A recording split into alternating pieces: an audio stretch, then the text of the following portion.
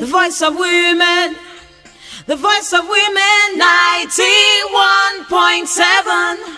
Welcome to Panorama. On Panorama, we always have the ladies come together to discuss, dissect, and disagree on topical issues of the day. I have with me this afternoon who will be discussing with me COVID-19, women inclusion in economic recovery. Olori Janet Afolabi. She is the queen of Akpomo Land, and she's also the publisher Scroll Report. Good afternoon, Olori. Good afternoon, Bukola. How are you? I'm fine, thank you. You know, it's very important for us not to neglect the participation of women, particularly in ensuring that the economy is really balanced. So we don't just have, the point of view from just one angle and leaving a particular angle also, or a particular agenda out of it. So I'm just going to ask you now, Olori, looking at the situation of things with the pandemic right now, what would you say, how would you describe Nigeria's economy as of now? Nigeria's economy, like some other economies, had been hit by this pandemic. The COVID-19 has caused economic pain, and many countries, including Nigeria, are at the risk of financial instability. So that's why we need the women to be part of the economic recovery. Women's role is vital at this point, particularly in this post-COVID-19 economic recovery. Thousands of men and women have been victims of the pain, and women and men also should be part of the economic recovery. We should not leave it for just the men to say this is gender issue and leave it for the men. No, there should be equal participation and full involvement of women in the recovery in the areas of trade. We saw how food was very vital. Food was what everybody was looking for. If you have to stay at home, you have to eat. We were not asked to stay at home and fast.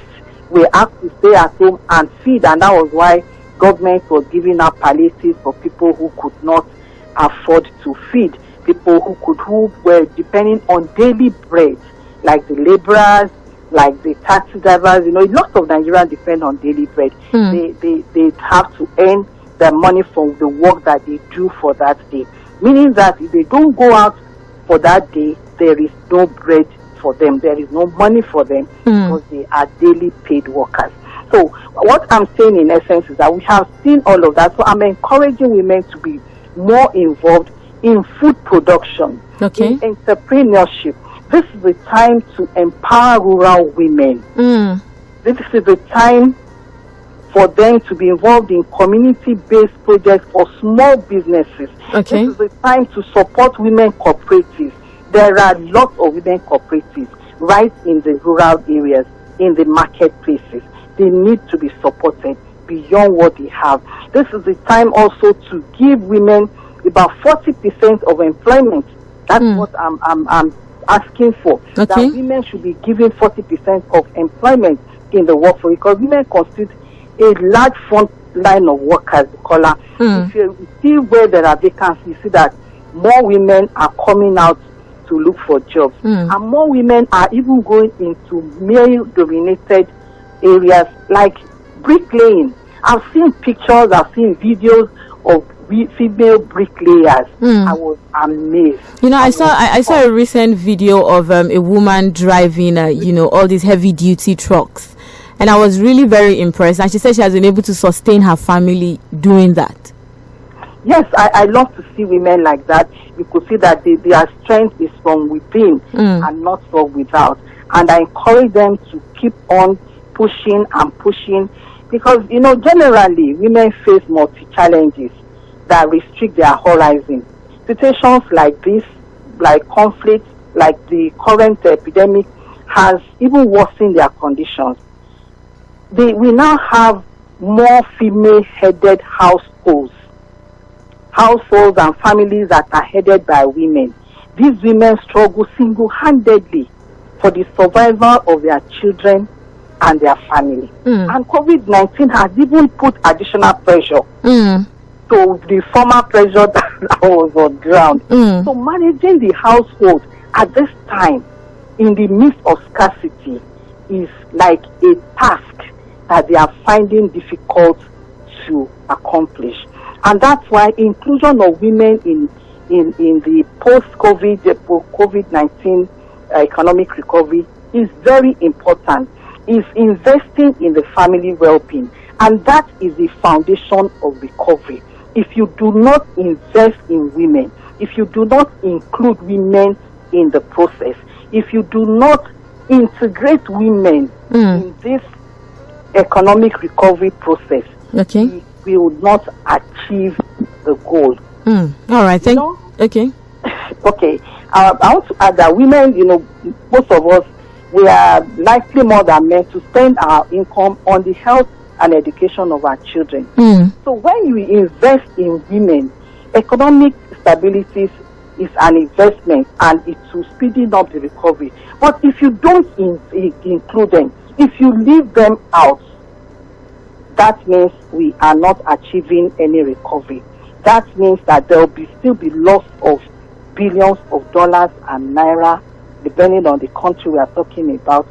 And if you do not include them, recovery could fail to be addressed thoroughly.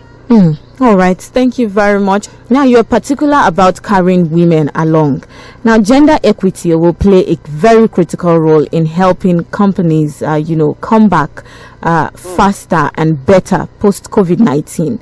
What are some of the ways to ensure equity, not just for the sake of gender, but for economic recovery? And, this is really important considering the fact that even if organizations begin to, carry out all of their activities, definitely it's going to affect the economy positively, where we have, greater opportunities for other people to be able to get job, opportunities as well. So how do we ensure equity? Particularly, not just because of gender is important, but also looking at economic recovery. There should be equity and equality, like I said, because hunger does not know gender. You could see from what happened, both men and women were hungry. Our system does not recognize gender when it comes to issues of food, issues of needs of the body. So we should not really play up the gender issue. In as much as gender is important, women should be involved, because we are the mothers of the community. We are the ones that could really help in reorientation of the women in the rural communities. Okay. So I'm saying that there should be widening of the participation of women. That is when the recovery can be speeding up. That is when we can achieve true recovery. That is when there will be food, security. People are donating money to government, states, and federal. It's a good idea. But I'm also thinking that they could channel some of those money to support these women in the rural areas, support some of the women in the metropolitan areas also. Support should also come from local government, state government, federal government, the NGOs. There are a lot of NGOs whose aim are to help and champion the cause of women. They could also help. And then the corporate bodies too, and rich individuals. We have some rich individuals who could support women to stand. And by the time we do all of this, we need to also give access to these women to market what they want to sell, their goods, not just in their local communities.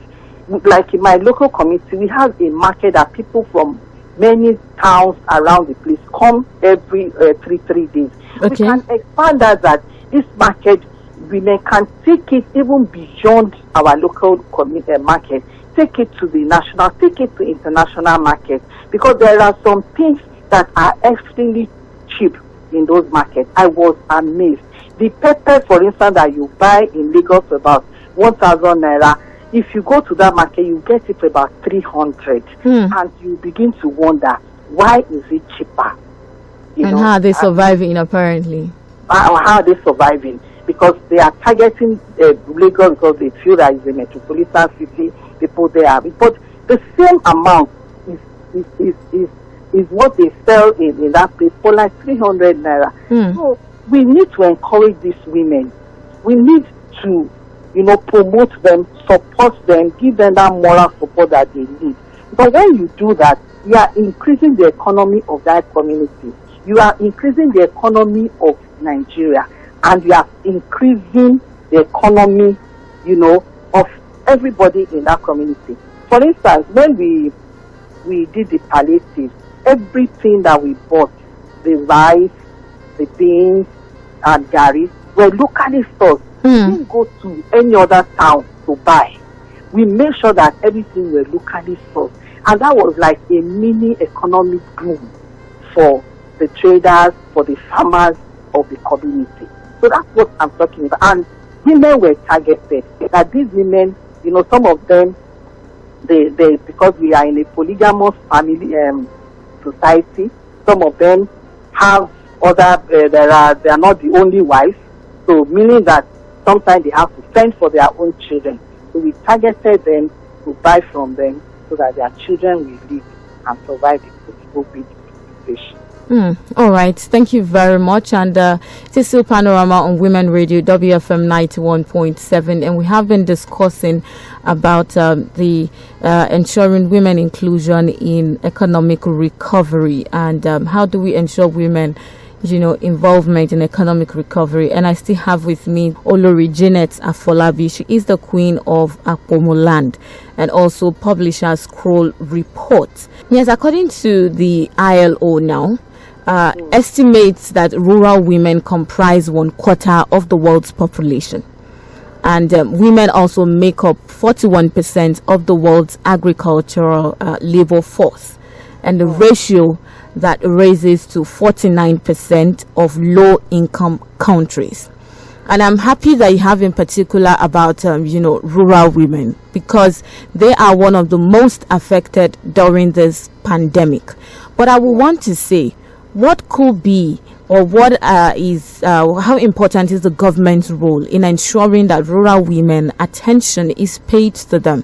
And the attention being paid to them is, ensuring that they are empowered to be able to do more. Because without these women going out to actually work, our economy is actually at stake. Because we have women who are like, half of the country's population. And if we have the same set of people silenced and not contributing, then there is going to be a serious problem during this pandemic and even post the pandemic. Yes, Bukola, that's why I said that these women, there's need for us to focus on them. I've had opportunity to interact with them, and my thinking and my impression and perspective about them has kind of changed from what it used to be before now. And that's why this COVID-19 is providing an opportunity to launch a reorientation. We really need a reorientation from the old normal. What was the old normal? The old normal was that women should sit back and perhaps not work. Women are housewives. Women are caregivers. Women are just in some culture like furniture that should just be there. And, women are supposed to be acquired as part of their position of men, marrying many wives. That is the old normal. But the new normal must take place now, and with women at the center of economic activities for not only their communities and even for national development. These women need to be sensitized that this is the time for them to wake up. We need to sharpen their minds. We need to tell them the importance of economic and financial independence. That it is the how do I put it now? That financial independence is a state of well-being. When you have money in your pocket, you will not be afraid. It is when you are broke, you are poor, that you'll be shaking up and down, begging people, that you lose your dignity in the process. But now, the new normal, I am saying that we need to sensitize them to wake up and be involved. We need to talk to the local government chairman that these women need to be carried along. These are the women that vote for them in the local community. We need to talk to the councillors. They are also close to the community. And we as the Oloris, that is in English, we are the queens of the community. We are the queen of the dynasty. So we are the mother of the community. We have a great role in inspiring these women in opening their ears, in making them to speak up and let us know their challenges. So we know where to come in and help them. Those that are interested in farming should face their farming. Those that are going to acquire skills should acquire skills. Because when this COVID-19 came, it did not give anybody any sign or warning. It came and shocked the whole world. And the world is still in a state of shock. So now we should be prepared. We should no longer say we are not prepared. We didn't know this kind of thing could happen. How can we be prepared? By food security, by not spending all the money that we have. Even if you're a daily paid worker, save for rainy day. Most daily workers, sometimes they say they want 1,500. You can spend 1,000 and save 500. Don't just wait for government to bring palliative. You can also give yourself palliative. All right. And not be a victim or a refugee in your own country. Thank you very much. Thank you so much, Olori. It's been a pleasure having you with us this afternoon. I am Bukola Balogun. It's important that we keep staying safe this period. Do enjoy the rest of your day. WFM 91.7.